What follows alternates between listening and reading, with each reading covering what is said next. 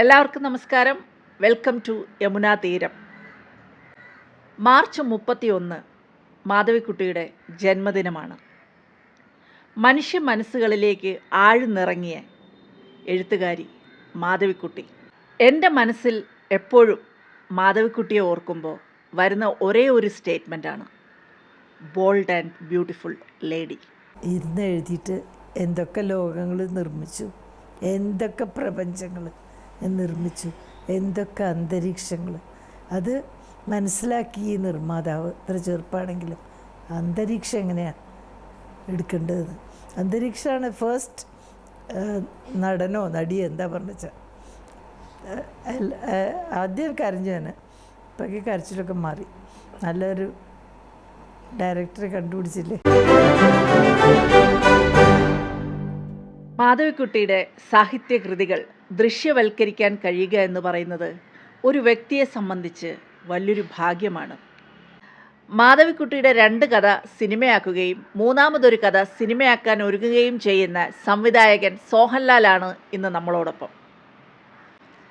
Welcome to Yamuna തീരം. Hello Sohan, സുഖമാണോ?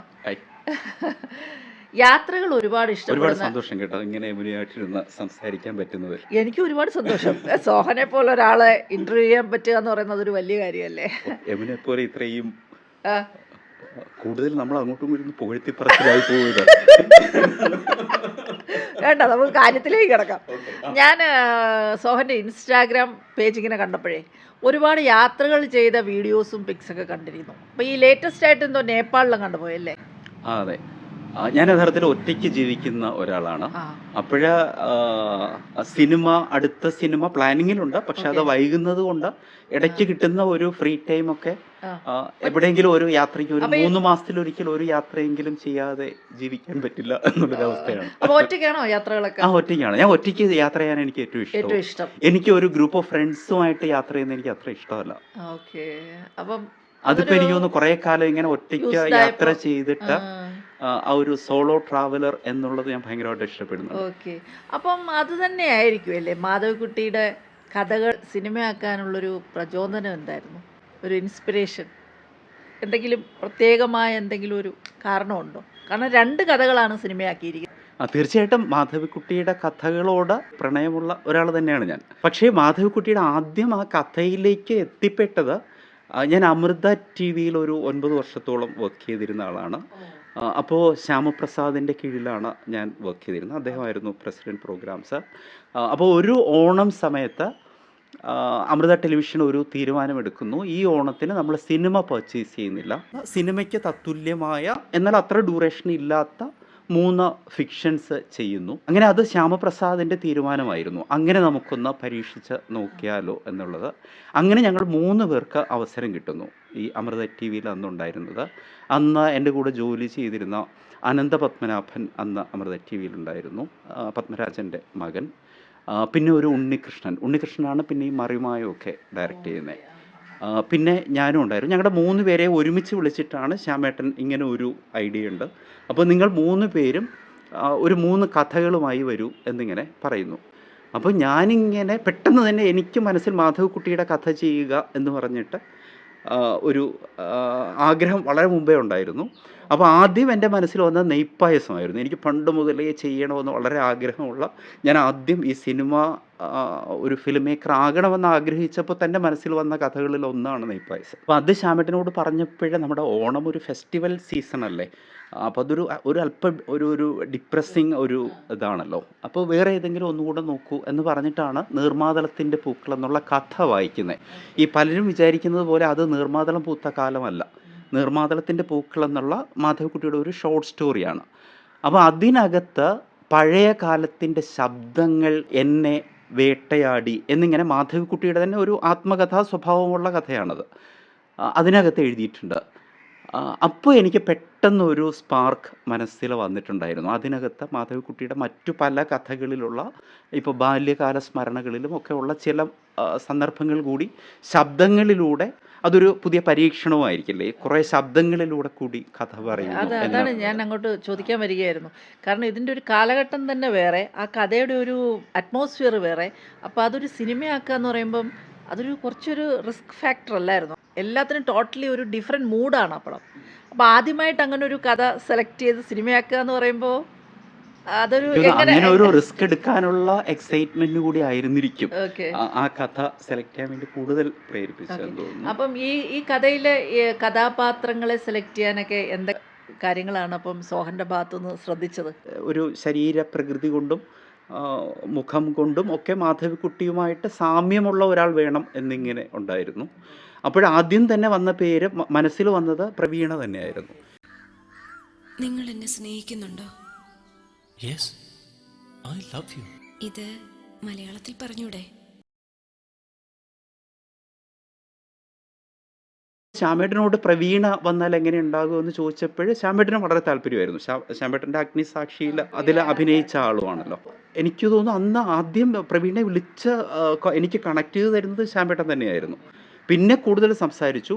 പിന്നെ ആക്ച്വലി ആ ക്യാരക്ടർ നന്നാകാനുള്ള പ്രധാന കാരണം പ്രവീണ ഒരു ഇനീഷ്യേറ്റീവ് കൂടെ എടുത്തിട്ടുണ്ടായിരുന്നു. അത് കാരണം ഒരു ഡയറക്ടർ എന്നുള്ള രീതിയിലൊക്കെ എൻ്റെ ഒരു തുടക്കമല്ലേ, ഞാൻ ചെയ്യുന്ന ഞാൻ ചെയ്യുന്ന രണ്ടാമത്തെ ഫിക്ഷനാണ് ഈ നിർമ്മാതളത്തിൻ്റെ പൂക്കൾ.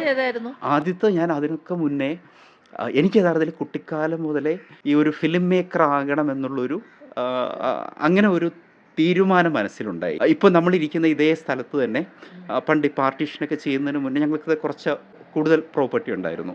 അപ്പോഴതിൻ്റെ കുറേ ഒരു പറങ്കി മാവുകളൊക്കെ ഉണ്ടായിരുന്ന ഒരു വലിയ ഏരിയ ഉണ്ടായിരുന്നു. ഇതേ കാര്യവട്ടം ടെക്നോ പാർക്കിന് വളരെ അടുത്താണ്. അവിടെയൊക്കെ ഞാൻ ഈ സ്കൂളിൽ പഠിക്കുന്ന കൂട്ടുകാരൊക്കെ ആയിട്ട് പോയിട്ട് ഈ കൂട്ടുകാരെയൊക്കെ ആ പറങ്കിമാവിൻ്റെ പല ജില്ലകളിൽ തലകുത്തിനെയൊക്കെ കിടത്തി ഇവരെ വെച്ചിട്ട് അപ്പോഴേ ഷോർട്സൊക്കെ കമ്പോസ് ചെയ്തിട്ട് ഞാൻ ആ സ്കൂൾ ടൈമിൽ തന്നെ ഈ സിനിമാ പിടുത്തം ഉണ്ടായിരുന്നു, മനസ്സുകൊണ്ട് സിനിമാ പിടുത്തം ഉണ്ടായിരുന്നു. പക്ഷേ എൻ്റെ പാരൻസ് ടീച്ചേഴ്സായിരുന്നു. അപ്പോൾ പെട്ടെന്ന് ആ കാലത്തും ഇപ്പോൾ സിനിമയിലേക്ക് പോകണം എന്നൊക്കെ പറയുമ്പോൾ ഈ സിനിമയിലേക്ക് പോകാനൊന്നും സമ്മതിക്കുന്ന ഒരു സമയമായിരുന്നില്ല. നമ്മുടെ വിഷ്വൽ മീഡിയയുമായിട്ട് മാറിപ്പോകരുത് എന്നും എനിക്ക് നിർബന്ധമുണ്ടായിരുന്നു. അപ്പോൾ കണ്ടെത്തിയ ഒരു സൂത്ര വഴിയായിരുന്നു ഈ ചാനലുകളിൽ ജോലി നോക്കുക എന്നുള്ളത്. പക്ഷേ ഞാൻ ആദ്യം ഇന്ത്യ വിഷനിലാണ് ജോലി ചെയ്യുന്നത്.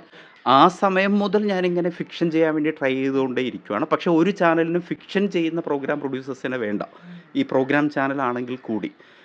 എന്നിട്ട് എനിക്ക് ഫിക്ഷൻ ചെയ്യാൻ അവസരം കിട്ടിയത് അമൃത ടെലിവിഷനിൽ വരുമ്പോഴാണ്. ഇനി ആദ്യത്തെ വർക്ക് പറയുകയാണെങ്കിൽ ഈ ഇന്ത്യ വിഷനിൽ ജോയിൻ ചെയ്യുന്നതിന് മുൻപ് തന്നെ എനിക്ക് തോന്നുന്നു എനിക്കൊരു 21 വയസ്സൊക്കെ ഉള്ള സമയമായിരിക്കും, 20-21. ആ സമയത്ത് ഏഷ്യാനെറ്റിന് വേണ്ടിയിട്ട് പേടകം എന്നുള്ള പേരിലൊരു ഫിക്ഷൻ ചെയ്തിട്ടുണ്ടായിരുന്നു. അതൊരു മോപ്പസാങ്ങിൻ്റെ സ്റ്റോറി ബേസ് ചെയ്തിട്ടായിരുന്നു. അതന്ന് ഈ ഡ്രാമ സ്കൂളിൽ പഠിച്ചിറങ്ങിയ ഒരു സതീഷ് കുറുപ്പ്, അങ്ങനെ കുറച്ച് പേര് ചേർന്നിട്ട് ഒരു കട്ടൺ റേസർ എന്ന് പറഞ്ഞിട്ട് അവരുടെ ഒരു ബാനർ ഉണ്ടായിരുന്നു, അവരത് പ്രൊഡ്യൂസ് ചെയ്തത്. അതും എഗെയിൻ ഒരു ഓണ സമയത്താണ് ഏഷ്യാനെറ്റ് ടെലികാസ്റ്റ് ചെയ്തത്. നിർമ്മാതളത്തിൻ്റെ പൂക്കൾ തിരുവോണ ദിവസമായിരുന്നു. ആ ദിവസം അത് ടെലികാസ്റ്റ് ചെയ്യാൻ തീരുമാനിക്കുന്നത് ശ്യാമപ്രസാദ് തന്നെയായിരുന്നു. അപ്പോൾ അതൊക്കെ ഒരു വലിയ ഗുണം ചെയ്തിട്ടുണ്ടാവും. എനിക്ക് അങ്ങനെയുള്ള ഒരുപാട് ഭാഗ്യങ്ങൾ കിട്ടിയിട്ടുണ്ട്. ഒന്ന്, ശ്യാമപ്രസാദിൻ്റെ കീഴിൽ വർക്ക് ചെയ്യാൻ പറ്റി, MT വാസുദേവൻ നായർ സാറിൻ്റെ കീഴിൽ വർക്ക് ചെയ്യാൻ പറ്റി, മാധവിക്കുട്ടിയുടെ കഥ ചെയ്യാൻ പറ്റി, MT സാറിൻ്റെ കഥ ചെയ്യാൻ പറ്റി, വൈക്കം മുഹമ്മദ് ബഷീറിൻ്റെ കഥ ചെയ്യാൻ പറ്റി. ഇത് നമ്മളിങ്ങനെ ആലോചിക്കുമ്പോൾ ഈ കഥകളൊക്കെ ചെയ്യാൻ പറ്റുക എന്ന് പറയുന്നത് ഞാൻ എപ്പോഴും എന്തോ എനിക്കറിയില്ല, എപ്പോഴും ഇങ്ങനെ മനസ്സിൽ എനിക്കിങ്ങനെ റിപ്പീറ്റ് ചെയ്ത് വരുന്ന ഒരു വാചകമാണ് ഈ വൈക്കം മുഹമ്മദ് ബഷീറിൻ്റെ ഞാനെന്ന് അഹങ്കരിച്ച രാജാക്കന്മാരും മറ്റും ഇന്ന് ഇവിടെ. ഇത് നമ്മളെ കൂടുതൽ വിനീതരാക്കുകയാണ് ചെയ്യുന്നത്. കാരണം അത് നമുക്ക് കിട്ടുന്നൊരു വലിയ ഭാഗ്യമല്ലേ, അത് ചെയ്യാൻ പറ്റുന്നത്. ഒരു അങ്ങനെ വളരെ ബ്ലെസ്ഡ് ആണെന്ന് സ്വയം വിശ്വസിക്കുന്ന ഒരാളാണ്.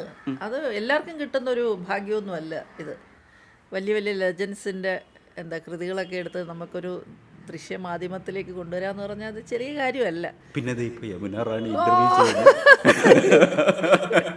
ഇനി യമുന റാണിയെ വെച്ച് എന്താ സംവിധാനം ചെയ്യുന്നത്?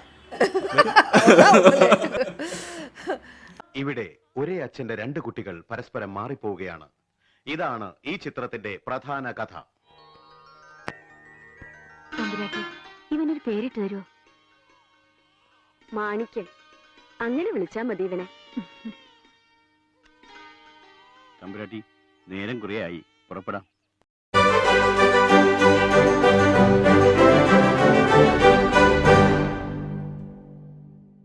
അപ്പോൾ നമ്മൾ വീണ്ടും മാധവിക്കുട്ടിയിലേക്ക് തന്നെ വരാം. അപ്പോൾ ഈ നീർമാതളത്തിൻ്റെ പൂക്കൾ ചെയ്യുമ്പോൾ എന്തൊക്കെ കാര്യങ്ങളാണ് പ്രിക്കോഷൻസ് ആണ് എടുത്തത്? അതും പ്രത്യേകിച്ച് വളരെ വ്യക്തമായി തന്നെ ഡീപ്പായിട്ട് എഴുതി വെച്ചിരിക്കുന്ന ഒരു കഥയും കൂടാണ്. നമുക്കതിലൊന്നും ചെയ്യാൻ പറ്റത്തില്ല. ഈ കഥ വായിച്ചപ്പോൾ എൻ്റെ മനസ്സിൽ ഓൾറെഡി ഇപ്പോൾ കാണുന്ന നിർമ്മാതളത്തിൻ്റെ പൂക്കൾ ഓൾമോസ്റ്റ് എൻ്റെ മനസ്സിൽ വന്നിട്ടുണ്ടായിരുന്നു. പക്ഷേ അപ്പോഴും എനിക്കൊരു എക്സൈറ്റ്മെൻറ്റ് കുറച്ചുകൂടി ഒരു സെലിബ്രിറ്റി ആയിട്ടുള്ള ഒരു റൈറ്ററെ കൊണ്ട് എഴുതിപ്പിക്കണം എന്നുള്ളതായിരുന്നു. അങ്ങനെയാണ് ശ്രീവരാഹം ബാലകൃഷ്ണൻ സാറിനെ അപ്രോച്ച് ചെയ്യുന്നത്. സാർ ഇതിൻ്റെ ഒരു ഫുൾ സ്ക്രീൻ പ്ലേ എഴുതിയിട്ടുണ്ട് നിർമ്മാതളത്തിൻ്റെ പൂക്കളുടെ. അപ്പോൾ അത് നല്ല സ്ക്രീൻ പ്ലേയുമാണ്. പക്ഷെ ആ സ്ക്രീൻ പ്ലേ മുഴുവൻ വായിച്ചപ്പോൾ ഞാൻ മനസ്സിൽ കണ്ടതും ഈ ബാലകൃഷ്ണൻ സാർ എഴുതിയതും രണ്ടായിപ്പോയി. ഓക്കെ. അങ്ങനെ സാറിനോട് തന്നെ പറഞ്ഞിട്ട് ഈ നിർമ്മാതളത്തിൻ്റെ പൂക്കളുടെ തിരക്കഥ ഞങ്ങൾ രണ്ടുപേരുടെയും കൂടെ പേരാണ്. ഞങ്ങൾക്ക് രണ്ടുപേർക്കും സ്റ്റേറ്റ് അവാർഡും കിട്ടിയതാണ് ഇപ്പോൾ തിരക്കഥ എന്നുള്ള രീതിയിൽ. അപ്പോൾ അത് സാറിനോട് പറഞ്ഞിട്ട് പിന്നെ ഞാനും കൂടി ഞാൻ മനസ്സിൽ കണ്ടത് കൂടി അതിനകത്ത് ചേർക്കുകയായിരുന്നു അതിൻ്റെ സ്ക്രീൻ പ്ലേയിൽ. അപ്പോൾ ഇപ്പോഴും ഞാൻ വിചാരിക്കുന്നത് പോലെ ഏറ്റവും പ്രധാനം ഒരു കെട്ടുറപ്പുള്ള സ്ക്രീൻ പ്ലേ ഉണ്ടാകുക എന്നുള്ളത് തന്നെയായിരുന്നു. പിന്നെ യഥാർത്ഥത്തിൽ ഒരുപാട് വിഘ്നങ്ങളുണ്ടായ ഷൂട്ടിംഗ് ആയിരുന്നു. ഓ, അപ്പം ഇതിൽ ഏറ്റവും ഇപ്പോഴും ആലോചിക്കുമ്പോൾ പെട്ടെന്ന് മനസ്സിലേക്ക് ഓടിയെത്തുന്ന ഒരു നിമിഷം പറയൂ. ഫസ്റ്റ് ഡേ ഞങ്ങളുടെ ഷൂട്ട് മുടങ്ങിപ്പോയിട്ടുണ്ടായിരുന്നു. ഞങ്ങൾക്ക് ആകെ അന്ന് ഉണ്ടായിരുന്നത് വളരെ ടൈറ്റായിട്ടുള്ളൊരു സ്കെഡ്യൂളിലാണ് അത് ഷൂട്ട് ചെയ്തത്. ചെർപ്പുളശ്ശേരിയിലാണ് ഞങ്ങൾ ഷൂട്ട് ചെയ്തത്. ചെർപ്പുളശ്ശേരിയിൽ നമ്മുടെ ബിന്ദുജ മേനോൻ ആർട്ടിസ്റ്റ് ഇല്ലേ, ബിന്ദുജ മേനോൻ്റെ ഒരു തറവാട് വീടാണ് ഈ നിർമ്മാതളത്തിൻ്റെ പൂക്കളിൽ മാധവിക്കുട്ടിയുടെ വീടായിട്ട് കാണിക്കുന്നത്. അന്ന് നമ്മുടെ ഈ പുന്നിയൂർ കുളത്തെ നിർമ്മാതളമൊക്കെ വളരെ കോൺട്രവേഴ്സിയിൽ നിൽക്കുന്ന ഒരു സമയമാണ്. മാധവിക്കുട്ടി ആ പ്രോപ്പർട്ടി സാഹിത്യ അക്കാദമിക്ക് കൊടുക്കുന്നു, പിന്നെ അതിന് നാട്ടുകാർ എന്തൊക്കെയോ പ്രശ്നം ഉണ്ടാക്കുന്നു. ഇതിൻ്റെ തുടക്കം അവിടെ നിന്നാകണമെന്നുള്ളൊരു ആഗ്രഹം ഉണ്ടായിരുന്നു. അങ്ങനെ ഫസ്റ്റ് ഡേ ഞങ്ങൾക്ക് ആകെ 4 ദിവസമാണ് ഇത് ഷൂട്ട് ചെയ്യാനുള്ളത്. 4 ദിവസം കൊണ്ടാണ് നിർമ്മാതളത്തിൻ്റെ പൂക്കൾ ഷൂട്ട് ചെയ്തത്. 4 ദിവസവും ചെയ്തില്ല. അതിൽ ഫസ്റ്റ് ഡേ ഞങ്ങൾ ഷൂട്ട് തുടങ്ങി. അപ്പോൾ പുന്നിയൂർ കുളത്ത് ഷൂട്ട് ചെയ്യാൻ ഞങ്ങൾ ക്യാമറ വെച്ചു.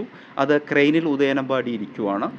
അപ്പോൾ ഈ നിർമ്മാതളത്തിൻ്റെ മേളിൽ നിന്ന് ഒരു പൂവ് താഴേക്ക് ഈ പ്രവീണയുടെ നമ്മുടെ നെറ്റിയിലേക്ക് വീഴുന്നതാണ് ഫസ്റ്റ് ഷോട്ട് എടുക്കേണ്ടത്. അപ്പോൾ അതെടുക്കാൻ എല്ലാം സെറ്റ് ചെയ്ത് ക്യാമറ ഇങ്ങനെ ചെറുതായിട്ട് ആ ക്രെയിൻ മൂവ് ചെയ്ത് തുടങ്ങിയതും മഴ സ്റ്റാർട്ട് ചെയ്തു. അങ്ങനെ ഞങ്ങൾ കുറേ നേരം വെയിറ്റ് ചെയ്തിരുന്നു. എന്നിട്ട് ഈ മഴ തീരുന്നില്ല. പക്ഷെ ഞങ്ങൾ ഒന്ന് ചെയ്തത് ഇപ്പോൾ കാണുന്ന നിർമ്മാതളത്തിൻ്റെ പൂക്കളുടെ ടൈറ്റിൽ സീക്വൻസ് ആ പെരുമഴയത്തെടുത്തതാണ്. ആ സമയത്ത് അവിടെ ഉണ്ടായിരുന്ന കുറേ ലാൻഡ്സ്കേപ്പ് അത് വളരെ മനോഹരമായിട്ട് ഉദയനമ്പാടി ആ ഷോട്ട്സ് എടുക്കുകയും ചെയ്തു. അങ്ങനെ തുടങ്ങി. എന്നിട്ട് പിന്നെയുള്ള ഒരു 3 ദിവസം കൊണ്ടാണ് ഈ നിർമ്മാതളത്തിൻ്റെ പൂക്കൾ ഷൂട്ട് ചെയ്തത്. അത് ഭയങ്കര രസമായിരുന്നു. ഞങ്ങൾ ആ ചെർപ്പുളശ്ശേരി ചെയ്യുമ്പോൾ അത് കൃത്യമായിട്ടുള്ള നല്ല സ്റ്റിൽസ് പോലും ഇല്ല അത് കാണിക്കാൻ വേണ്ടിയിട്ട്. ഞങ്ങൾ മിക്കവാറും എല്ലാവരും നല്ല ചെളിയിലാണ് നിൽക്കുന്നത്. അത്രയും ഞങ്ങൾ ആ ലൊക്കേഷൻ കാണാൻ പോകുമ്പോഴൊന്നും ആ ലൊക്കേഷനിൽ അത്ര വലിയ പ്രശ്നങ്ങളില്ലായിരുന്നു. മുഴുവൻ ഈ മഡിലാണ്. ആ മഴ പെയ്തിട്ട് ആ തറവാടിൻ്റെ ചുറ്റുമൊക്കെ മുഴുവൻ മഡാണ്. അതിലാണ് ഈ നിൽക്കുന്നത് ഞങ്ങളെല്ലാവരും. പക്ഷെ അതൊരു ഭയങ്കര സംഭവം തന്നെ കേട്ടോ, 3 ദിവസം കൊണ്ട് ഷൂട്ട് തീർക്കുക എന്ന് പറയുന്നത്. അതിൽ വേറെയും രസമുള്ള സംഭവം, രസമെന്ന് പറയാൻ പറ്റില്ല അന്ന്. പക്ഷെ അത് ഓക്കെ ആയിരുന്നു. ഞങ്ങൾ ഒരു നമ്മുടെ പഴയ തറവാട് വീടുകളില്ലേ, മറ്റേ തട്ടുള്ള വീടാണ്. ആ തട്ട് അതെ, ഇത് പഴയ അവർ തന്നെ അത് പൊളിക്കാനിട്ടിരുന്ന വീടായിരുന്നു. ഇപ്പം മിക്കവാറും അത് പൊളിച്ചിട്ടുണ്ടാവും, അറിയില്ല. അത് ഞങ്ങൾ അവിടെ ഷൂട്ട് ചെയ്തുകൊണ്ടിരിക്കുമ്പോൾ അതിൻ്റെ തട്ട് പൊളിഞ്ഞു പോയിട്ടുണ്ടായിരുന്നു. അങ്ങനെ എൻ്റെ ഒരു കാല് ഇതിൻ്റെ തട്ടിലൂടെ താഴേക്ക് വന്നു. പക്ഷെ ആർക്കൊന്നും പറ്റിയിട്ടില്ല. അപ്പോൾ ഒരുപാട് ഓർമ്മകളൊക്കെ ഉണ്ട് അപ്പോൾ ആ ഷൂട്ടിങ്. അതും ഓർമ്മകളെന്നല്ല, ഭയങ്കര ഞങ്ങൾക്ക് അവിശ്വസനീയമായ കുറേ കാര്യങ്ങളുണ്ടായി. എഗെയിൻ ഇതേപോലെ മഴ വീണ്ടും ഞങ്ങൾക്ക് ഭയങ്കര ഭാഗ്യമായിട്ടും വന്നു. ഇതിൻ്റെ ക്ലൈമാക്സ് വരുന്ന സമയത്ത് ഇതേ തറവാട് വീടിന് തൊട്ടടുത്ത് തന്നെ ഒരു അമ്പലമുണ്ട്. അപ്പോഴേ അമ്പലത്തിലേക്ക് പോകുന്ന അതിൻ്റെ ഈ വശങ്ങളിലുള്ള മതിലുകളിലൊക്കെ നിറയെ പച്ചപ്പായലൊക്കെ പിടിച്ച് കിടക്കുന്ന ഒരു വഴിയാണത്. ആ വഴിയിൽ ഇപ്പോൾ എൻ്റെ കൺസെപ്റ്റിൽ നല്ല മഴയുള്ളൊരു സമയത്താണ് ഇവരവിടെ നിന്ന് തിരിച്ച് ഇറങ്ങി വരുന്നത്, മാധവിക്കുട്ടിയും കൂടെ ഉള്ള ആളും. അപ്പോൾ ഈ വരുന്ന സമയത്ത് ഞങ്ങൾ ഓൾറെഡി റെയിൻ ഗൺ പറഞ്ഞിട്ടുണ്ട്. അപ്പോൾ ഇതൊരു നല്ല നീളമുള്ള വഴിയാണ്. ഞങ്ങളൊരു ലോങ് ഷോട്ടുമാണ് വെച്ചിരിക്കുന്നത്. ഈ വന്നത് അന്ന് എത്ര എനിക്ക് തോന്നുന്നു 6 റെയിൻ ഗണ്ണോ മറ്റോ വേണമെന്ന് പറഞ്ഞിട്ടുണ്ടായിരുന്നു. ഇവർ വേറെ എന്തൊരു ഷൂട്ട് കൂടെ ഉണ്ടായിട്ട് ആകെ 3 റെയിൻ ഗണ്ണാണ് വന്നത്. അപ്പോൾ ഞങ്ങൾ റെയിൻ ഗണ്ണൊക്കെ യൂസ് ചെയ്തിട്ട് ഈ റെയിൻ സ്റ്റാർട്ട് പറഞ്ഞപ്പോൾ ഈ വഴിയുടെ കുറച്ച് ഭാഗത്ത് മഴയുണ്ട്, കുറച്ച് ഭാഗത്ത് മഴയില്ല. അത് വിഷ്വലിൽ ഭയങ്കര എവിഡൻ്റ് ആയിട്ട് കാണാനും പറ്റും നമുക്ക്. അങ്ങനെ ഞാനും ഉദയൻ അമ്പാടിയും കൂടെ ഇങ്ങനെ സംസാരിക്കുന്നു, നമുക്ക് എന്ത് ചെയ്യാം. അവസാനം ഇങ്ങനെ ആലോചിക്കുന്നു, നമുക്ക് മഴയില്ലാത്ത ഒരു ദിവസമാണ് ഇവർ തിരിച്ചു വരുന്നത് എന്ന് പ്ലാൻ ചെയ്താലോ എന്നൊക്കെ ഞങ്ങളിങ്ങനെ. അപ്പോഴെനിക്ക് അങ്ങനെ ഉള്ളിൽ നല്ല വിഷമവും വരുന്നുണ്ട്. ആ വിഷ്വൽ ബ്യൂട്ടി ഒരിക്കലും കിട്ടില്ലല്ലോ. മനസ്സിൽ കിടക്കുന്ന ഒരു പിക്ചർ ഉണ്ടല്ലോ, ഒരു ഫ്രെയിം ഉണ്ടല്ലോ, അതിൽ നിന്ന് വിട്ട് ചെയ്യാന്ന് പറയുന്നൊരു സംവിധായകനെ സംബന്ധിച്ച് വലിയൊരു വിഷമമുള്ളൊരു കാര്യം. അതെ, പക്ഷെ അങ്ങനെ ആലോചിച്ചുകൊണ്ടിരുന്ന സമയത്ത് മഴ പെയ്തു. ആ അങ്ങനെ റിയൽ മഴയില്ലാതെ ഷൂട്ട് ചെയ്തേ. ഞങ്ങൾ വീണ്ടും ഒരു അവിടുത്തെ ടാർപ്പാളിനൊക്കെ എടുത്തിട്ട് അതിൻ്റെ അടിയിൽ ക്യാമറയൊക്കെ വെച്ച് ഒളിച്ചിരുന്ന് അങ്ങനെ അത് ഷൂട്ട് ചെയ്തത്. അപ്പൊ എല്ലാം കൊണ്ടും നീർമാതളത്തിന്റെ പൂക്കളൊരു വലിയ ഭാഗ്യമുള്ളൊരു പ്രോജക്റ്റ് ആയിരുന്നു. മഹാഭാഗ്യമായിരുന്നു. അത് മാത്രമല്ല, നമ്മുടെ ഒരു ഇത് വെച്ചിട്ട് ഒരു കൺസെപ്റ്റ് വെച്ചിട്ട് നമ്മൾ പറയാറില്ല, ഏതൊരു നല്ല കാര്യത്തിന് ഇറങ്ങുമ്പോഴും ആദ്യം ഇത്തിരി മഴ പെയ്യുന്നത് നല്ലതാണ് പണ്ടുള്ളവർ പറയും അല്ലേ എന്ന് പറഞ്ഞിടക്ക് ഫസ്റ്റ് ഷോട്ട് വെച്ചപ്പോൾ ആ മഴ പെയ്തത് എല്ലാം കൊണ്ടും ഒരു നല്ല ഒരു നിമിത്തമായി കാണുന്നതാണ്. ഇതേ കാര്യം ആ ഷൂട്ട് മുടങ്ങി ഞാനിങ്ങനെ വളരെ ദുഃഖത്തോടെ വന്ന് മുറിയിലൊക്കെ ഇരിക്കുവാണ്. ആ സമയത്ത് ഋഷി എന്നുള്ള ഒരാളായിരുന്നു ഇതിൻ്റെ ആർട്ട് ഡയറക്ടർ. അപ്പോൾ ഋഷി എൻ്റെ അടുത്ത് വന്ന് ഇതേ കാര്യം പറഞ്ഞു, ആദ്യത്തെ മുടങ്ങുന്നത് നല്ലതാണ്, നാളെ മുതൽ നോക്കിയോ. അത് സ്റ്റേറ്റ് അവാർഡ് കിട്ടുക എന്നൊക്കെ പറഞ്ഞ ചെറിയ കാര്യമല്ലല്ലോ ഫസ്റ്റ് പ്രോജക്റ്റില്. പിന്നെ അതിൽ കിട്ടിയ ഏറ്റവും വലിയ, ഞാൻ ഇപ്പോഴും ഹൃദയത്തിൽ സൂക്ഷിക്കുകയും ഏതെങ്കിലും സമയത്ത് ഈ ഞാൻ ഉദ്ദേശിക്കുന്നത് പോലെ അടുത്ത സിനിമയൊന്നും പെട്ടെന്ന് വരുന്നില്ലല്ലോ, കുറച്ച് ലേറ്റ് ആകുന്നല്ലോ എന്നൊക്കെ വരുന്നിട്ട് നമ്മുടെ ഒരു കോൺഫിഡൻസ് ലെവലൊക്കെ കുറഞ്ഞു തുടങ്ങുന്ന ഒരു സമയം ഉണ്ടാവില്ലേ. ഈ സമയത്തൊക്കെ ഞാൻ എപ്പോഴും കാണുന്നത് ഈ നീർമാതളത്തിൻ്റെ പൂക്കളുടെ പ്രിവ്യൂ കഴിഞ്ഞിട്ട് ഞങ്ങളത് ആദ്യം കാണിച്ചത് മാധവിക്കുട്ടിയാണ്. അന്ന് അമൃത ന്യൂസ് അവരുടെ ഒരു ന്യൂസ് ടീമും വെയിറ്റ് ചെയ്യുന്നുണ്ടായിരുന്നു മാധവിക്കുട്ടിയുടെ റെസ്പോൺസ് എടുക്കാൻ വേണ്ടിയിട്ട്. ആ റെസ്പോൺസിൽ മാധവിക്കുട്ടി, ഞാൻ അന്ന് മാധവിക്കുട്ടിയുടെ അടുത്തിരിക്കുന്നുണ്ട്, അന്ന് മാധവിക്കുട്ടി പറഞ്ഞ കുറച്ച് കാര്യങ്ങളുണ്ട്. ഇപ്പോഴും എനിക്കൊരു എന്താ പറയുന്നത്, ഒരു കോൺഫിഡൻസ് ബൂസ്റ്ററാണ് എല്ലാ സമയത്തും ആ വാക്കുകൾ. എന്താ പറഞ്ഞ അതൊരു വലിയ സംഭവമല്ലേ, നമ്മളോട് പേഴ്സണലി പറയുന്ന ഒരു കാര്യം പറയൂ, ഞങ്ങളൂടെ കേൾക്കട്ടെ. മുത്തശ്ശിയുടെ പ്രേമം മറക്കാൻ സഹിക്കില്ല, അത് തേടി നടക്കുകയാണ്. മുത്തശ്ശിയുടെ അംശം വല്ല ഒരിലും കാണുമെന്ന് വിചാരിച്ചിട്ട് കണ്ടിട്ടില്ല ഇതുവരെ, ഇനി കാണുമുണ്ടാവില്ല അല്ലേ. പക്ഷെ സോഹൻ അത് അസാധ്യമായിട്ട് ചെയ്തിട്ടുണ്ട്. കാരണം ഞാൻ മറന്നുണ്ടായിരുന്നു കഥയൊക്കെ, അത് കാണിച്ചിട്ട് ആ മുത്തശ്ശിയും പിടിച്ചിട്ട് എനിക്ക് അത്ര വ്യസനായി. മുത്തശ്ശിയെ വീണ്ടും ഓർമ്മ വന്നു, കവിത മാരിയായിട്ടുണ്ട്. It's a very beautiful film. പക്ഷേ ബ്യൂട്ടിഫുൾ മൈൻഡുള്ളവർക്ക് ഇതൊക്കെ രസിക്കുള്ളൂ. ഇതിൽ ഫിൽമി ഡാൻസും ഇല്ല, കോമാളിത്തൊന്നുമില്ല. അപ്പോൾ കുറച്ച് ആൾക്കാർക്ക് ഇതിൻ്റെ സൗന്ദര്യം മനസ്സിലാവുള്ളൂ. ഏറ്റവും ടച്ചിങ് ആ തിരിഞ്ഞു നോക്കുമ്പോൾ മുത്തശ്ശിയും മകളും ആ ചെറിയ കുട്ടിയും കൂടി നിൽക്കുന്നത്, അതൊരു രൂപം ഫാൻറ്റസിയാണ്, നല്ല ഭയങ്കര. അല്ലാണ്ട് എന്നെയാണ് ഷാറ്റർ ചെയ്തു. ഇരുന്ന് എഴുതിയിട്ട് എന്തൊക്കെ ലോകങ്ങൾ നിർമ്മിച്ചു, എന്തൊക്കെ പ്രപഞ്ചങ്ങൾ നിർമ്മിച്ചു, എന്തൊക്കെ അന്തരീക്ഷങ്ങൾ. അത് മനസ്സിലാക്കി ഈ നിർമ്മാതാവ്, ഇത്ര ചെറുപ്പാണെങ്കിലും അന്തരീക്ഷം എങ്ങനെയാണ് എടുക്കേണ്ടത്. അന്തരീക്ഷമാണ് ഫസ്റ്റ് നടനോ നടിയോ എന്താ പറഞ്ഞാൽ. ആദ്യം കരഞ്ഞു ഞാൻ, ഇപ്പൊക്കെ കരച്ചിലൊക്കെ മാറി. നല്ലൊരു ഡയറക്ടറെ കണ്ടുപിടിച്ചില്ലേ.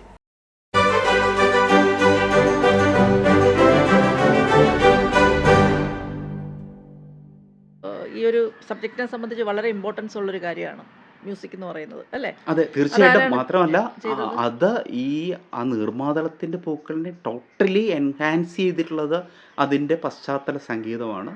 അത് രമേശ് നാരായൺ ജിയാണ് ചെയ്തിട്ടുള്ളത്. അപ്പോൾ അദ്ദേഹത്തിൻ്റെ വളരെ മനോഹരമായ മ്യൂസിക്കാണ്. അദ്ദേഹത്തിനും സ്റ്റേറ്റ് അവാർഡ് കിട്ടിയതാണ് നീർമാതളത്തിൻ്റെ പൂക്കളുടെ പശ്ചാത്തല സംഗീതത്തിന്. അപ്പോൾ എല്ലാം കൊണ്ടും ഒരു വളരെ ഭാഗ്യമുള്ള ഒരു പ്രോജക്റ്റ് ആയിരുന്നു ആദ്യത്തെ പ്രോജക്റ്റ്. അതിനുശേഷം രമേശ് ജിയുമായിട്ട് വീണ്ടും സിനിമകളിലും എനിക്ക് ഒരുമിച്ച് വർക്ക് ചെയ്യാനുള്ള ഭാഗ്യം. അത് കഴിഞ്ഞ് മാധവിക്കുട്ടിയുടെ ചെയ്തത് നെയ്പായസം അല്ലേ? അതെ. അതെങ്ങനെയായിരുന്നു? നെയ്പായസം എൻ്റെ രണ്ടാമത്തെ സിനിമയായിരുന്നു കഥവീട്. കഥവീട് അതെ അതെ. ഇപ്പോൾ കുഞ്ചാക്കോ ബോബനും മനോജ് കെ ജയൻ, ലാൽ, ബിജു മേനോൻ, അങ്ങനെ ഒരു നല്ല സ്റ്റാർ കാസ്റ്റുള്ള ഓക്കെ. ഒരു മൂവിയായിരുന്നു. വലിയ പടമായിരുന്നു. അതെ അതെ അതെ അത് എം ഡി സാറിന്റെ കൺസെപ്റ്റാണ് കഥ വീട് എന്നുള്ളത്. ഓക്കെ. അപ്പോൾ എം ഡി സാറിന്റെ എം കഥയാണ്. ഡി സാറിന്റെ കഥയാണ് അതിൽ ഒരു കഥ. ഓക്കെ. അപ്പോൾ 3 കഥകളുണ്ട് അതിനകത്ത്. ആഹാ. 3 കഥകൾ നമ്മളത് ഒരു ആന്തോളജി പോലെ അല്ല, ഒരു കൺവെൻഷണൽ ഒരു ആന്തോളജി മോഡിലല്ല അത് ചെയ്തിരിക്കുന്നത്. ഒരാളുടെ പേഴ്സ്പെക്റ്റീവിൽ അയാൾ കാണുന്ന 3 വീടുകൾ, 3 കുടുംബങ്ങൾ, 3 ഭാര്യാഭർത്തൃ ബന്ധങ്ങൾ എന്നുള്ള രീതിയിലാണ് കഥ വീട് വരുന്നത്. അതിൽ ഒരു കഥ നെയ്പായസമാണ്. അതിലും വേറൊരു മഹാഭാഗ്യം അതിന് കിട്ടിയത് ബിജുചേട്ടനുമായിട്ട് വർക്ക് ചെയ്യാൻ പറ്റി. ഇപ്പോൾ എനിക്ക് തന്നെ ബിജുചേട്ടൻ ഒരുപാട് കാര്യങ്ങൾ അന്ന് പറഞ്ഞു തരികയും ചെയ്തു. ഓക്കെ. അതിലേക്ക് എങ്ങനെയാ എത്തിയത്? എം ഡി സാറിന്റെ ഈ പ്രോജക്റ്റിലേക്ക്? അത് ഞാൻ ആദ്യത്തെ സിനിമ ഓർക്കു വല്ലപ്പോഴും കഴിഞ്ഞിട്ട് ഒരു സെക്കൻഡ് മൂവി പറഞ്ഞില്ലല്ലോ, ഓർക്കുക വല്ലപ്പോഴും പറഞ്ഞില്ല. ഓർക്കു വല്ലപ്പോഴും ഭാസ്കരൻ മാഷിന്റെ ഓർക്കു വല്ലപ്പോഴും എന്നുള്ള കവിതയുണ്ട്. ആ. അതിനെ ബേസ് ചെയ്തിട്ടുള്ള ഫീച്ചർ ഫിലിമാണ്. തിലകനാണ് അതിൽ നായകനായിട്ട് അഭിനയിച്ചിട്ടുള്ളത്. തിലകൻ ചേട്ടനാണ്. അപ്പൊ എല്ലാം വലിയ വലിയ അതിൽ legendary- ശില്പബാലയുടെ ആദ്യത്തെ സിനിമയാണ്. പിന്നെ ശില്പബാല ഒരുപാട് സിനിമകളിൽ അഭിനയിക്കുകയും അപ്പോൾ വലിയ വലിയ ലെജൻഡറി ആക്ടേഴ്സ്, വലിയ എഴുത്തുകാർ, ഇവരുടെയൊക്കെ പടങ്ങൾ സംവിധാനം ചെയ്യാൻ കഴിയുക എന്ന് പറഞ്ഞത് ഒരു ചെറിയ കാര്യമല്ലല്ലോ. പക്ഷേ ഇത് ഇങ്ങനെ പറയുമ്പോഴേ ഈ നമ്മൾ സിനിമയിൽ നിന്ന് വിട്ട് പെട്ടെന്ന് ഇപ്പോൾ എമിന് ഇത് ചോദിച്ചത് കൊണ്ട് ഞാനത് ഒരിടത്തും പറഞ്ഞിട്ടും ഇല്ലാത്തൊരു കാര്യമാണ്. ആ ഓർമ്മിക്കുന്ന ഒരു കാര്യം പറയാം. ഞാൻ 2017 മറ്റോ US വിസയ്ക്ക് വേണ്ടിയിട്ട് നമ്മുടെ US കൗൺസിലേറ്റ് ചെന്നൈയിൽ പോകുന്നു. അപ്പോൾ അതിനു മുന്നേ ഞാൻ എനിക്ക് ഓർക്കുക വല്ലപ്പോഴും കഥ വീടും കഴിഞ്ഞു. 2 സിനിമകൾ ചെയ്ത് കഴിഞ്ഞിട്ടാണ് നിൽക്കുന്നത്. പക്ഷേ കഥ വീട് കഴിഞ്ഞിട്ട് അപ്പോൾ 3 വർഷമായി. ഓക്കെ. ഞാൻ കഥ വീടിലെ പാട്ടുകൾ ഞാനായിരുന്നു എഴുതിയത്. അപ്പോൾ ഈ കുഞ്ചാക്കോ ബോബനൊക്കെ ഇഷ്ടമുള്ള പാട്ടുകളായിരുന്നു അതിനകത്തുള്ള. ഈ ചാക്കോച്ചനൊക്കെ എനിക്ക് തോന്നുന്നു ഒരു ഡയറക്ടർ എന്നുള്ളതിനേക്കാളും ചാക്കോച്ചനൊക്കെ എന്നെ ഇഷ്ടം ഒരു ലിറിസിസ്റ്റ് എന്നുള്ള രീതിയിലായിരുന്നു. അപ്പോൾ ചാക്കോച്ചൻ തന്നെ അന്ന് എൻ്റെ അടുത്ത് പറയുന്നു, കൊച്ചിയിൽ വന്നു കഴിഞ്ഞാൽ കുറേ സിനിമകളിൽ പാട്ട് എഴുതാനുള്ള ചാൻസ് നിങ്ങൾ അതിൽ ഫോക്കസ് ചെയ്യുന്നത് നല്ലതാണ്, നിങ്ങളുടെ ലിറിക്സ് നല്ലതാണെന്നൊക്കെ എന്നോട് പറഞ്ഞിട്ടുണ്ട്. പക്ഷേ ആ സമയത്ത് ഞാൻ കൊച്ചിയിലേക്ക് ഞാൻ പോയിട്ട് അവിടെ ഒരു വൈറ്റ് ഫോർട്ടിനടുത്ത് ഞാനൊരു അപ്പാർട്ട്മെൻറ്റ് എടുക്കുക, അഡ്വാൻസ് കൊടുക്കാൻ നിൽക്കുന്ന സമയത്ത് എനിക്ക് വീട്ടിൽ നിന്നൊരു കോൾ വരുന്നു. അമ്മ മാത്രമേ അപ്പോഴ് വീട്ടിലുണ്ടായിരുന്നുള്ളൂ. അമ്മ ആ സമയത്ത് വീണ്. പക്ഷേ അതിനുശേഷം അമ്മ ഒരു സെമി പാരലൈസ്ഡ് ആയിട്ടുണ്ടായിരുന്നു. അങ്ങനെ ഞാൻ ഇനി കൊച്ചിയിൽ നിൽക്കുക എന്നുള്ളൊരു പ്ലാനേ മാറ്റിയിട്ട് പിന്നെ തിരുവനന്തപുരത്തേക്ക് തന്നെ വന്ന് നിൽക്കുകയായിരുന്നു. അപ്പോൾ പിന്നെ ഈ കുറേ കാലം ഇങ്ങനെ അമ്മയുടെ കൂടെ ഇരുന്നിട്ട് അങ്ങനെ അത് പോവായിരുന്നു. അപ്പോൾ ഇതിനിടയ്ക്ക് പെട്ടെന്ന് ഞാൻ അടുത്ത സിനിമയുമായിട്ടില്ല. 3 വർഷം ഞാൻ അറിയാതെ തന്നെ ഇതിനിടയ്ക്ക് പോകുന്നു. അപ്പോൾ ഇതിനിടയ്ക്ക് ഞാൻ ആകെ ചെയ്യുന്നത് KSFDCയുടെ പാനലിലുണ്ട്. അപ്പോൾ ആഡ് ഫിലിംസ് ഫ്രീക്വൻ്റ് ആയിട്ട് ചെയ്യുന്നുണ്ട്. അല്ലാതെ ഒരു നമുക്ക് പറയാൻ പറ്റുന്ന രീതിയിൽ വലിയൊരു വർക്കില്ല എൻ്റെ ഭാഗത്തു നിന്ന് ഉണ്ടായിട്ടില്ല.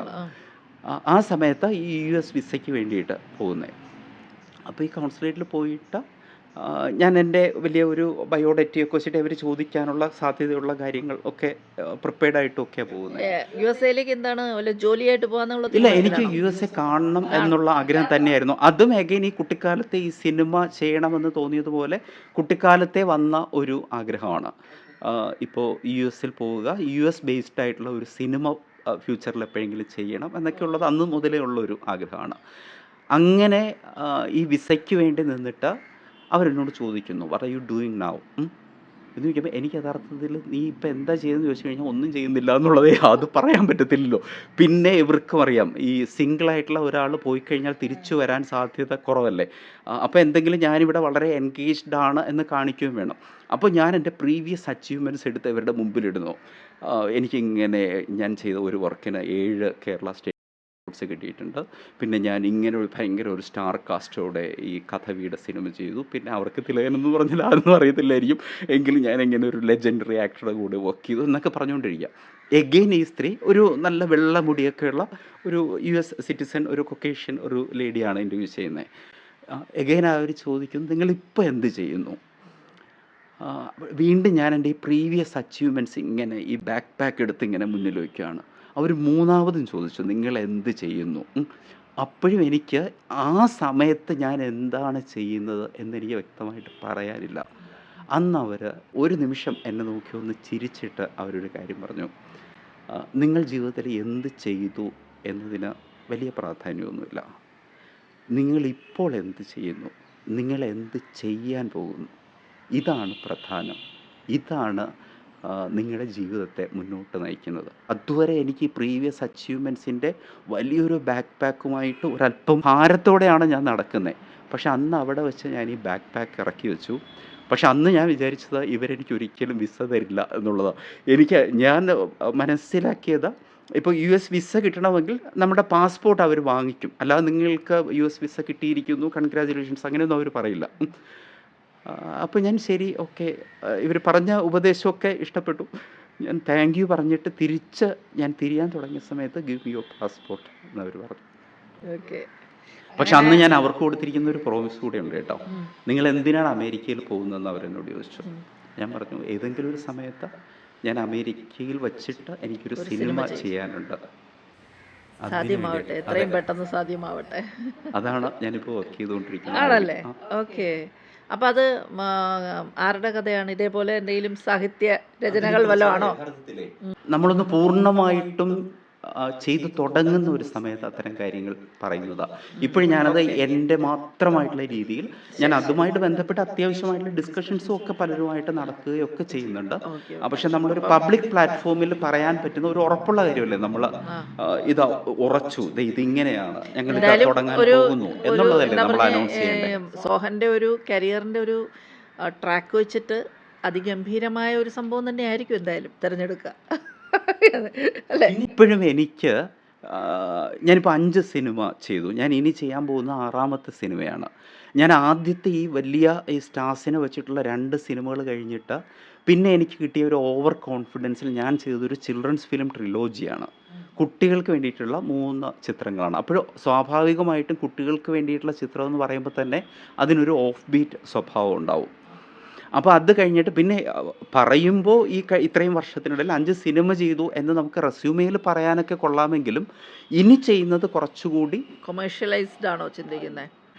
തീർച്ചയായിട്ടും കുറച്ചുകൂടി ആൾക്കാർക്ക് ഒരു മാസിലേക്ക് ഇറങ്ങാൻ പറ്റുന്ന അങ്ങനത്തെ ഒരു സിനിമ തന്നെയാണ്. ചിലപ്പോൾ അതിന് വേണ്ടിയിട്ടായിരിക്കാം ഞാൻ ഈ കുറച്ചൊന്ന് സമയമെടുക്കുന്നതും ഒക്കെ അത് ചെയ്യാൻ വേണ്ടിയിട്ടാണ്. ഒരു ചെറിയ ബഡ്ജറ്റ് സിനിമ ചെയ്യുക എന്നൊക്കെ പറഞ്ഞാൽ നമുക്ക് ഏത് സമയത്തും ചെയ്യാൻ പറ്റും. അതല്ലാതെ അടുത്ത് ഇനി വളരെ കുറച്ച് സിനിമകൾ ചെയ്യണമെന്ന് എനിക്കുള്ളൂ. അങ്ങനെ ഒരുപാട് സിനിമകൾ ചെയ്ത് നമ്പർ കൂട്ടണമെന്നുള്ളൊരു താല്പര്യം പോയി. അത് പറഞ്ഞുകൊണ്ടാണ് ഞാൻ ചോദിക്കുന്നത്. ഇപ്പോൾ ഈ പറഞ്ഞില്ലേ ഒരു സിനിമയിലൊരു മാറ്റം, അല്ലെങ്കിൽ ചെയ്യുന്ന ഒരു സീരീസിൽ നിന്ന് ചെറിയൊരു മാറ്റത്തോടു കൂടിയുള്ളൊരു അടുത്ത പടം എന്നുള്ളൊരു ആലോചന പറഞ്ഞതുകൊണ്ട് ചോദിക്കുകയാണ്. ഇപ്പോൾ നമ്മുടെ മലയാള സിനിമയിൽ വന്നിരിക്കുന്ന ഈ ഒരു മാറ്റം ഉണ്ടല്ലോ. കാരണം സിനിമകളിപ്പോൾ ഒരു റിയലിസ്റ്റിക് രീതിയിൽ ഉള്ള പടങ്ങളാണ് ഇപ്പോൾ വരുന്നത്. എന്ന് വെച്ചാൽ എല്ലാം നമ്മൾ കാണുമ്പോൾ വളരെ റിയലായിട്ട് ഫീൽ ചെയ്യുന്ന തരത്തിലേക്ക് സിനിമയുടെ ഒരു മൊത്തത്തിലുള്ളൊരു പിക്ചർ മാറിയിട്ടുണ്ട്. അതിനെക്കുറിച്ച് എന്താ സോഹൻ്റെ അഭിപ്രായം? പക്ഷേ ഏതൊക്കെ മാറ്റങ്ങൾ ഉണ്ടായിക്കൊണ്ടിരിക്കുമ്പോഴും നമുക്ക് ശാശ്വതമായ ചില വിഷയങ്ങളും ചില ട്രീറ്റ്മെൻറ്റുകളും ഒക്കെ ഉണ്ട്. അപ്പോൾ ഈ മാറ്റങ്ങളെന്നൊക്കെ ഉള്ളത് ഇപ്പോഴും മലയാള സിനിമ ഈ രീതിയിൽ മാറി. ഞാൻ ആ ട്രെൻഡിനനുസരിച്ച് ഇപ്പോൾ വയലൻസ് ബേസ്ഡ് ആയിട്ടുള്ള സിനിമകളാണ് ഇപ്പോൾ ട്രെൻഡ്. ഞാൻ പെട്ടെന്നൊരു വയലൻസ് ബേസ്ഡ് ആയിട്ടുള്ള ഒരു മൂവിയാണ് അടുത്ത് ചെയ്യാൻ പോകുന്നത് എന്ന് പറഞ്ഞിട്ട് കാര്യമില്ല. ഞാനിതെല്ലാം ചെയ്തു വരുന്ന സമയത്ത് അത് കംപ്ലീറ്റ്ലി ഔട്ട്ഡേറ്റഡ് ആയിട്ടുള്ള ഒരു ഫോർമാറ്റും ആൾക്കാർക്ക് ഇഷ്ടപ്പെടാത്ത ഒരു കാര്യമായി ചിലപ്പോൾ ആ സമയത്ത് അത് മാറിയേക്കാം. അപ്പോൾ അതുകൊണ്ട് ഏത് സമയത്തും ആൾക്കാർക്ക് ഇഷ്ടപ്പെടുന്ന ഞാനിപ്പോൾ ഇന്ന് ചെയ്യുന്ന ഒരു വർക്ക് തന്നെ കുറേ വർഷത്തിന് ശേഷവും എനിക്ക് ഇപ്പോഴും കിട്ടുന്ന ഏറ്റവും വലിയ ഒരു ആനന്ദം അതാണ് കേട്ടോ. ഈ നീർമാതളത്തിൻ്റെ പൂക്കളിന് ഇപ്പോഴും ഏറ്റവും കുറഞ്ഞതൊരു 2 മെസ്സേജെങ്കിലും അതിൻ്റെ യൂട്യൂബ് വീഡിയോയിൽ എല്ലാ ദിവസവും വരും. അപ്പോൾ ശരിക്കും പറഞ്ഞാൽ അത് കണ്ടു കഴിയുമ്പോൾ മനസ്സിന് തന്നെ ഒരു ഭയങ്കര ഒരു സുഖമാണ് ഫീൽ ചെയ്തത്. അപ്പോൾ അതൊരു നമുക്ക് കാണുന്നവർക്കൊരു മനസ്സിന് സുഖം കൊടുക്കുക എന്നത് ചെറിയ കാര്യമല്ലല്ലോ, അതൊരു വലിയ കാര്യമല്ലേ. പക്ഷെ അതിൽ ഒരുപാട് കാര്യങ്ങൾ ഞാനത് കോൺഷ്യസ് ആയിട്ടൊന്നും അല്ല ചെയ്തിട്ടുള്ളത്. ഇപ്പം മാധവിക്കുട്ടി തന്നെ അത് കണ്ടിട്ട് കുട്ടിക്ക് അറിയാം എങ്ങനെയാണ് ഒരു അന്തരീക്ഷം ക്രിയേറ്റ് ചെയ്യേണ്ടത്, ആ അന്തരീക്ഷത്തിലേക്ക് എങ്ങനെയാണ് പ്രേക്ഷകരെ കൊണ്ട് എന്ന് മാധവിക്കുട്ടി എന്നെ മുന്നിലിരുത്തിയിട്ട് പറഞ്ഞിട്ടുണ്ട്. പക്ഷേ ഞാൻ ഒരു അന്തരീക്ഷം ക്രിയേറ്റ് ചെയ്തിട്ട് പ്രേക്ഷകർ മുഴുവൻ ഈ അന്തരീക്ഷത്തിലേക്ക് കൊണ്ടുവരാൻ പോകുന്നു എന്നുള്ള ഒരു മുൻവിധിയോടെയൊന്നും അല്ല അത് ചെയ്തത്. അത് ചെയ്യുന്ന സമയത്ത് ആ കഥയോട് ഒരു നീതി പുലർത്തുക എന്നുള്ള ഒരു കാര്യം മാത്രമായിരുന്നു അന്ന് ചെയ്തത്. പിന്നെ ആ കഥയോട് പ്രണയം ഉണ്ടായിരുന്നു. ആ പ്രണയത്തിൽ നിന്നാണ് നിർമ്മാതളത്തിൻ്റെ പൂക്കൾ ഉണ്ടായത്.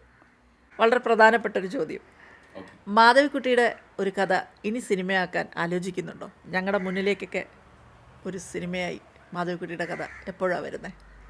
തീർച്ചയായിട്ടും ആലോചിക്കുന്നുണ്ട്, ആഗ്രഹിക്കുന്നുണ്ട്. മാധവക്കുട്ടിയുടെ ഒരു കഥ എനിക്ക് റൈറ്റുള്ളൊരു കഥയുണ്ട്. അതെയോ? ഓഹോ, അങ്ങനെ അതൊരു വലിയ കാര്യമല്ലേ, ഒളിപ്പിച്ച് വെച്ചിരിക്കുകയാണല്ലേ? അത് ഞാൻ ആക്ച്വലി അത് പൂർണ്ണമായിട്ടൊരു സ്ക്രീൻ പ്ലേയും ഞാൻ എഴുതി. പക്ഷെ ആ സ്ക്രീൻ പ്ലേ എഴുതിയ സമയത്ത് ഞാനൊരു ഓവർ ഫ്രീഡം എടുത്തതുപോലെ എനിക്ക് തോന്നി. ഇപ്പോൾ ഇത് മാധവക്കുട്ടി തന്നെ മുന്നിൽ എനിക്ക് തന്ന ഒരു ഫ്രീഡത്തിൽ നിന്നാണ് നീർമാതളത്തിൻ്റെ പൂക്കൾ ഉണ്ടാകുന്നത്. കാരണം മാധവക്കുട്ടി തന്നെ പറഞ്ഞതാണ്, കുട്ടി മറ്റ് കഥകൾ കൂടെ അതിൻ്റെ നീർമാതളത്തിൻ്റെ പൂക്കൾ എന്നുള്ള കഥ മാത്രമല്ല നീർമാതളത്തിൻ്റെ പൂക്കളിലുള്ളത്. അതിലെ ശബ്ദങ്ങളിൽ കേൾക്കുന്നത് മുഴുവൻ ബാല്യകാല സ്മരണകളിലുള്ളതാണ്. അപ്പോൾ അതുപോലെ മാധവക്കുട്ടിയുടെ ആത്മാവ് ആ സ്വാതന്ത്ര്യം എനിക്ക് തരുന്നു എന്ന് എനിക്കറിയാം.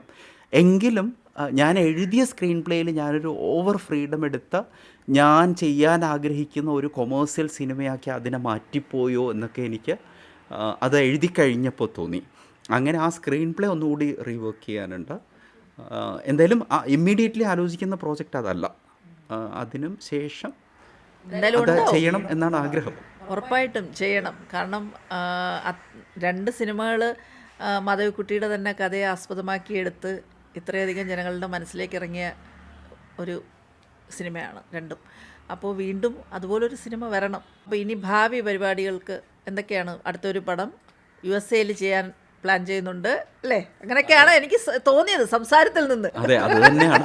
പക്ഷേ ഇതൊക്കെ ഞാൻ എപ്പോഴും ആലോചിക്കുന്നതേ, ഞാൻ ഒരിക്കലും ഒരു സ്ക്രീൻ പ്ലേ എഴുതുമ്പോഴേ 2 രീതിയിലുള്ള ഈ തിരക്കഥകൾ എഴുതുന്ന ആൾക്കാരുണ്ടല്ലോ. ചിലർ വലിയ ഗ്രൂപ്പ് ഡിസ്കഷനൊക്കെ ചെയ്തിട്ടായിരിക്കും ഓരോ സീനും ഡെവലപ്പ് ചെയ്യുന്നത്. അത് ഞാൻ ഒരിക്കലും മോശമായിട്ട് പറയുന്നതല്ല. നമ്മുടെ ഒരുപാട് കൊമേഴ്സ്യൽ സിനിമകളും കൊമേഴ്സ്യൽ പോട്ടെ, ഞാൻ കൊറസോവയെ കുറിച്ചിട്ടുള്ള ഒരു ഡോക്യുമെൻ്ററി കണ്ടിട്ടുണ്ട്. അതിൽ പോലും അദ്ദേഹം ഒരു കോൺഫറൻസ് ഹാള് പോലെ ഒന്നിൽ ഒരു ഗ്രൂപ്പ് ഓഫ് സ്ക്രീൻ റൈറ്റേഴ്സ് ഇരുന്നിട്ടാണ് അദ്ദേഹമൊക്കെ സിനിമകൾ എഴുതിയിട്ടൊക്കെ. നമ്മൾ റാഷമോൺ പോലുള്ള വൻ ക്ലാസിക്കുകളൊക്കെ അങ്ങനെ തന്നെയാണ് ഉണ്ടായിട്ടുള്ളത്.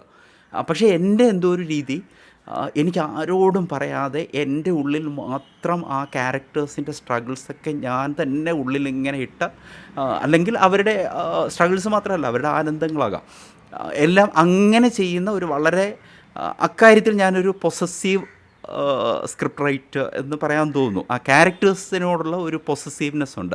അപ്പോൾ ആ പ്രോജക്റ്റുകളോടും പുതിയ പ്രോജക്റ്റുകളോടും എനിക്ക് അങ്ങനെയുണ്ട്. അതുകൊണ്ടാണ് അത്ര പൊസസീവായിട്ട് എല്ലാം കഴിഞ്ഞ് റെഡി ടു സ്റ്റാർട്ട് എന്ന് പറയുന്ന ആ മൊമെൻറ്റിൽ മാത്രം അത് പബ്ലിക്കിനോട് പറയാൻ വേണ്ടിയിട്ട് ഞാൻ വെയിറ്റ് ചെയ്യുന്നത്. ഈ അമേരിക്കൻ പ്രോജക്റ്റ് പോലും ഞാൻ കാഷ്വലായിട്ട് പറഞ്ഞ് പോയതാണ് കേട്ടോ. അത് യമുനയുടെ മിടുക്കാണ്, ഞാൻ അറിയാതെ പറഞ്ഞു പോയതാണ്. അപ്പോൾ എല്ലാം പുതിയ പുതിയ പ്രോജക്റ്റുകൾ അങ്ങനെ വരട്ടെ. ഞങ്ങൾക്ക് നല്ല നല്ല സിനിമകൾ ഇനിയും കാണാൻ കഴിയട്ടെ സോഹൻ്റെ വകയായിട്ട്. ഓക്കെ, എൻ്റെ വരുന്ന ഏതെങ്കിലും ഒരു വർക്കിൽ യമുനയോട് ആക്ഷൻ പറയാനുള്ളൊരു ഭാഗ്യം എനിക്കും ഉണ്ടാവട്ടെ. Thank you so much. അപ്പം all the best for the future projects. Okay, thank U.